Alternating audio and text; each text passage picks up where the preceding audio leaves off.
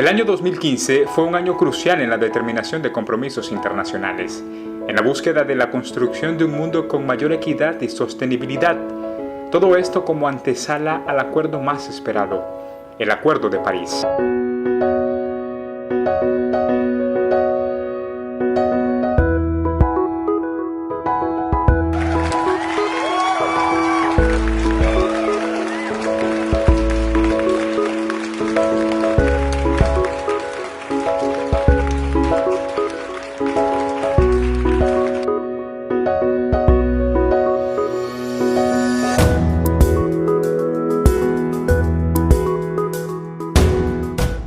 El marco de acción de Sendai es el resultado de la tercera Conferencia Mundial de Naciones Unidas sobre la reducción del riesgo de desastres, realizada en Sendai, Japón, en marzo del 2015, que sustituye el marco de Hyogo, incluye 7 objetivos globales para la prevención y respuesta por 15 años, a efectos de reducir sustantivamente la mortalidad por los desastres.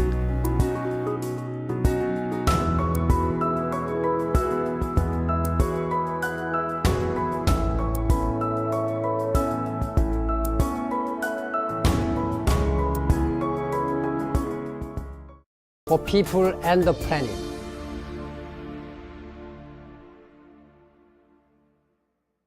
En julio de 2015 se llevó a cabo la tercera conferencia internacional sobre el financiamiento para el desarrollo en Addis Abeba, Etiopía.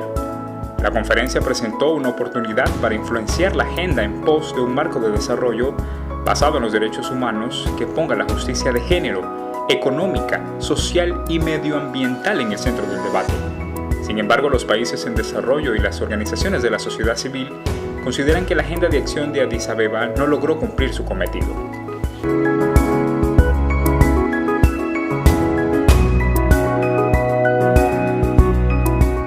En la Cumbre para el Desarrollo Sostenible, que se llevó a cabo en septiembre del 2015, los Estados miembros de la ONU aprobaron la Agenda 2030 para el Desarrollo Sostenible, que incluye un conjunto de 17 Objetivos de Desarrollo Sostenibles, ODS, para poner fin a la pobreza, luchar contra la desigualdad y la injusticia y hacer frente al cambio climático.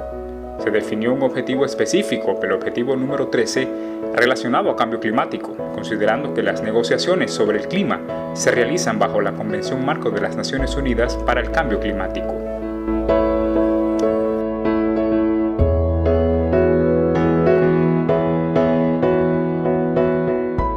El abuso y la destrucción del ambiente al mismo tiempo van acompañados por un imparable proceso de exclusión.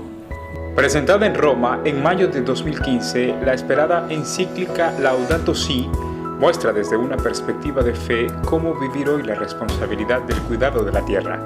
El Papa Francisco nos invita y hace un llamado a todos y cada uno de nosotros a una conversión ecológica, según expresión de San Juan Pablo II. El calentamiento es un problema global con graves dimensiones ambientales, sociales, económicas, distributivas y políticas, y plantea uno de los principales desafíos actuales para la humanidad. Si el clima es un bien común, de todos y para todos, el impacto más grave de su alteración recae en los más pobres. Palabras del Papa Francisco.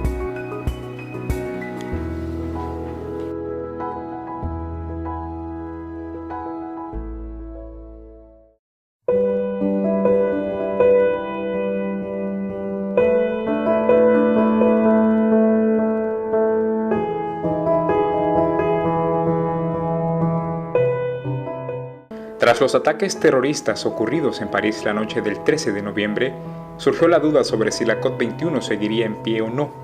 El gobierno francés decidió no cancelar la conferencia, pero sí cancelar las demostraciones y manifestaciones multitudinarias programadas para el día 29 de noviembre y el día 12 de diciembre.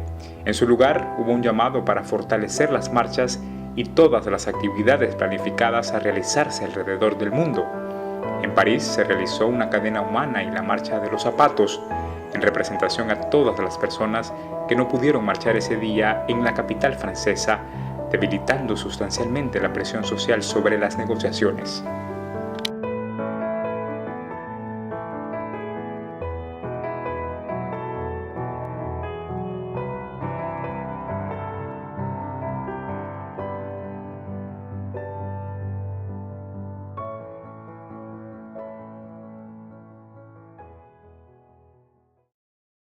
El Acuerdo de París no puede leerse sin leer las decisiones de la COP21. Son dos documentos que tienen que ir íntimamente ligados y analizados en su conjunto, porque el documento de decisiones es lo que dice cómo se va a implementar el acuerdo.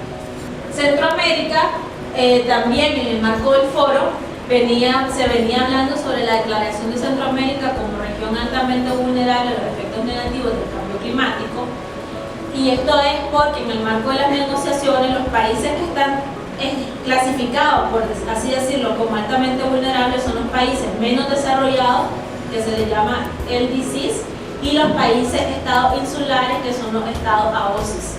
Esos tienen ventanas de financiamiento, tecnología, transferencia, conocimiento, etcétera, en las que acceden de manera más rápida que todos los demás países en desarrollo, porque están en eso como muy vulnerables, ¿verdad? Entonces se les hace más fácil el camino. Entonces por eso se pedía que Centroamérica fuera considerado de la misma manera. Pedíamos que el acuerdo fuera legalmente vinculante y que garantizara los 1.5, la adaptación como un pilar, porque como decía anteriormente, hasta ahora lo que contábamos era todo enfocado en mitigación, y que incluyera pérdidas y daños, porque la región de las últimas décadas ha venido sufriendo muchas pérdidas, daños por efecto de fenómenos hidrometeorológicos, las sequías, los huracanes, etc. También pedíamos por financiamiento y otros medios de implementación como tecnología y las capacidades, y también que el tema de seguridad alimentaria, que es tan importante para la región, fuera incluido. Y sobre la declaración de Centroamérica como región altamente vulnerable, en el preámbulo del acuerdo, que si bien no es parte de la implementación del mismo, pero es como la declaratoria de lo que debería ser el acuerdo, se dice que también reconociendo las necesidades específicas y las circunstancias especiales de las partes que son países en desarrollo, sobre todo de las que son particularmente vulnerables a los efectos adversos del cambio climático, como se señala en la Convención. Ahí hay esa parte de países particularmente vulnerables, hasta ahora se había básicamente olvidado, solamente era países en desarrollo, principalmente LDC o países AOSI. Ahora esto queda más amplio. No logramos que Centroamérica estuviera enlistada, pero se dejó más amplio, porque el objetivo de nosotros como sociedad civil no era excluir a los demás, sino ser más amplio, más allá de solo los países menos desarrollados o estados insulares, ¿verdad? Entonces aquí y en todo el Acuerdo de París se menciona varias veces, pero hay que seguir la incidencia.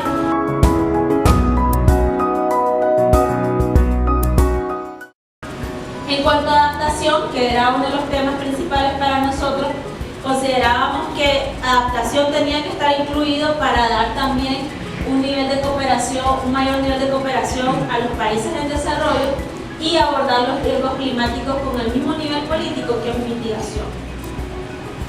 ¿Qué se logró? El artículo 7 del Acuerdo de París es el artículo referido a adaptación específicamente, y en ese establece que hay una meta global en adaptación, así como para mitigación en los 2 grados es una meta, se establece una meta global que en este momento es cualitativa y está referida, se refiere también al reconocimiento de las necesidades de mitigación, es decir, a medida que más mitiguemos, menor adaptación vamos a necesitar. En teoría, a medida que menos mitiguemos, los costos de mitigación se irán incrementando.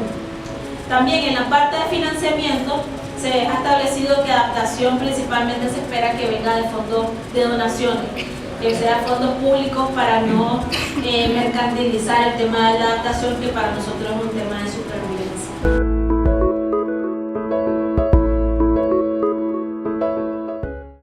Pero nosotros también pedíamos el tema de pérdidas y daños. ¿Y por qué?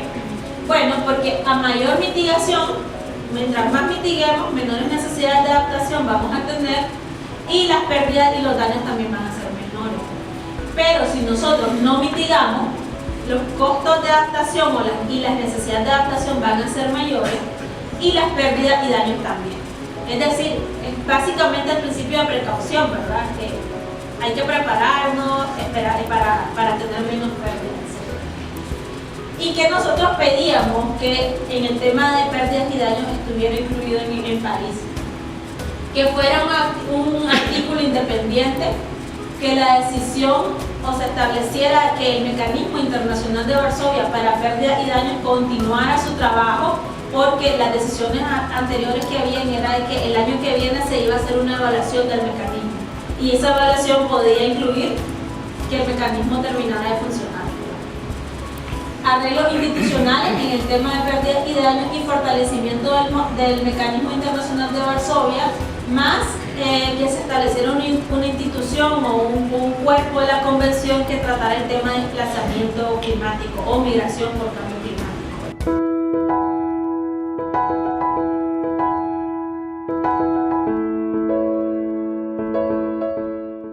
Para cuando se hizo o preparó el informe de la Secretaría de cara a la COP, que se publicó en noviembre, se habían presentado la INDC de 147 países. ¿Y por qué los números son distintos? 147 países y 119 INDC. Porque la Unión Europea presenta como una parte. Son 28 países, pero ellos negocian, es el único bloque común que negocia todo en conjunto, ¿verdad? Entonces esa es la diferencia.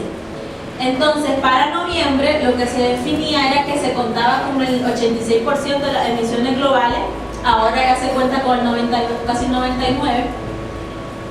100 de ellos, de los INDC en ese momento, incluían adaptación, la emisión per cápita se reducía, y lo que nos decía era de que si todo el mundo cumplía lo que estaba presentando, incluso lo que se llaman índices condicionados, que son los que están dependiendo de la ayuda que reciben de los países desarrollados, si todo el mundo cumplía eso, los escenarios al 2100 era de un aumento de temperatura de 2.7 grados.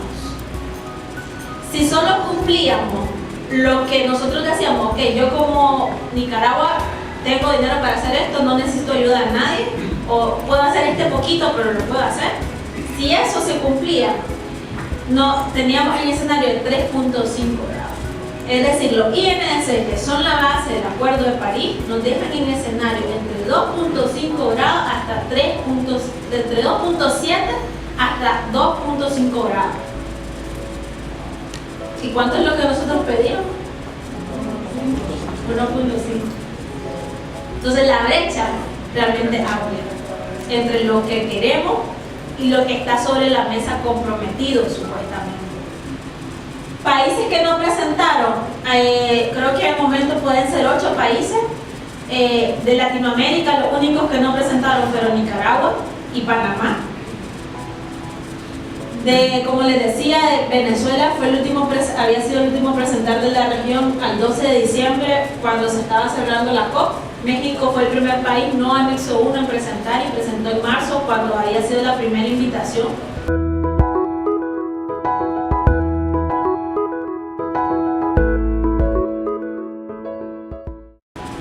En el objetivo de los 1.5 grados, aquí está el texto íntegro de lo que es el inciso A del artículo 2 del Acuerdo de París, porque hay 3 incisos. Dice, el objetivo, como parte del objetivo, es mantener el aumento de la temperatura media mundial muy por debajo de los 2 grados con respecto a los niveles preindustriales, y proseguir los esfuerzos para limitar el aumento de la temperatura a 1.5. ¿Cuál sigue siendo el límite políticamente? 2 grados. No hubo un cambio. Es mentira que haya 1.5. Es un deseo llegar a los 1.5, pero políticamente lo que se acordó fueron los 2 grados.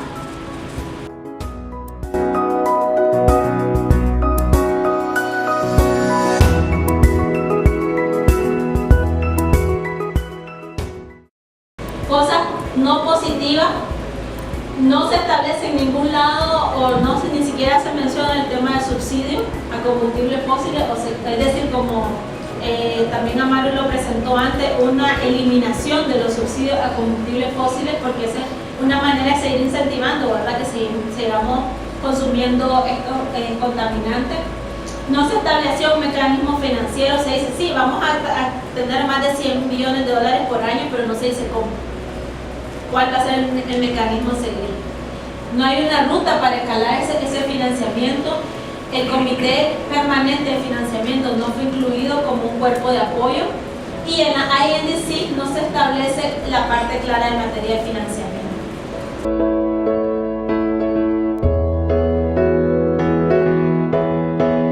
Los ausentes del Acuerdo de París y grandes ausentes, no se integró al sector marítimo y aéreo, que son grandes generadores, como decía también Amaru.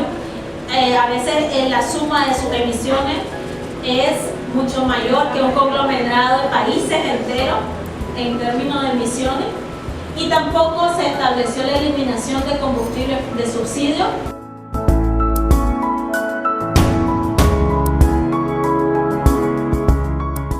Nosotros decimos sí, fue un éxito, o sea, tenemos un acuerdo, ¿verdad? Básicamente, pero no fue un éxito diplomático, pero político podemos decir, pero no fue un éxito para el tema de la implementación y de realmente hacerle frente a los efectos negativos del cambio climático en el mundo, y principalmente en países como Nicaragua, ¿verdad? Cuando decimos que el Acuerdo de París se va a comenzar a implementar además después del 2020. El acuerdo es legalmente vinculante, pero sus contribuciones dependen de lo que quiera hacer cada país. En el acuerdo se dice, sí, vamos a aumentar, o sea, los países quedan con la potestad de, en el tiempo, ir aumentando su ambición, pero no se dice en cuánto, no se dice cómo. Las actuales IMS no operacionalizan la meta de los 2 grados, y ni siquiera, mucho menos, la de los 1.5 grados. Es por ello que el ciclo de revisión que se establece en el acuerdo de cada 5 años es crucial. Pero ese ciclo, el primer ciclo, se inicia en el 2023. Entonces el apuro es ya. La acción la debimos haber hecho en las últimas décadas y ahorita ser mucho más ambicioso, y lo seguimos postergando. La adaptación y el tema de vulnerabilidad fue un factor de unidad para los países latinoamericanos. Fue un tema en el que Bolivia, bajo el manejo de Juan Hofmeister, lo manejó muy bien, el tema de adaptación, y incluso en un momento ya no era Centroamérica la que pedía estar incluida como vulnerable, sino la región latinoamericana en general. Entonces ya era el peso de 33 países haciendo fuerza, y fue al final el resultado que se tuvo de los países particularmente vulnerables. América Latina, estamos claros que es una de las regiones más heterogéneas del mundo en relación a los factores socioeconómicos y aspectos políticos, y eso se vio en las negociaciones. O sea, hubo temas muy concretos en los que muy bien trabajó la región, pero hubo otros temas en los que siempre se negociaba en los diversos subgrupos. Los INDC de la región pueden mejorarse, claro está, porque eso también repercute en el mejoramiento de la calidad de vida de nosotros.